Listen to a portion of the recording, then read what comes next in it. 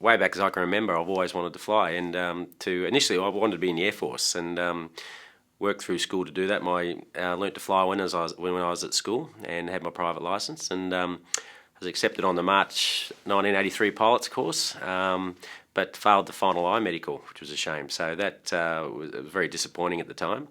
My flying instructors were both ex-Air Force people, so I was encouraged by them and things. So that was very disappointing. But I thought, well, I still wanted a career or do aviation as a job. So I then pursued airlines, and I was then taken or accepted into Australian Airlines in 1986, and then went on from there in my aviation career.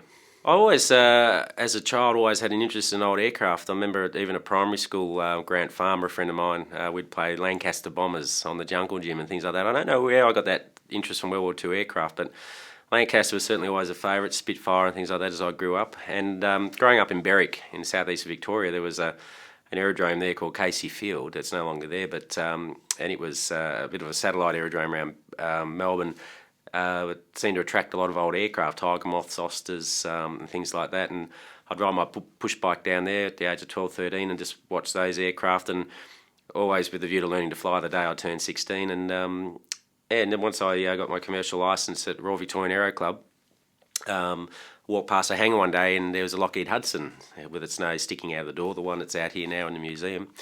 And that was owned then by Malcolm Long, and he had quite a collection of aircraft. Had the Beech 18, a Wirraway, which is here now in the collection, and a Windjill. And I started as a volunteer, just working on weekends just to help maintain them and sweep the hangar floor and go get the lunch and things like that.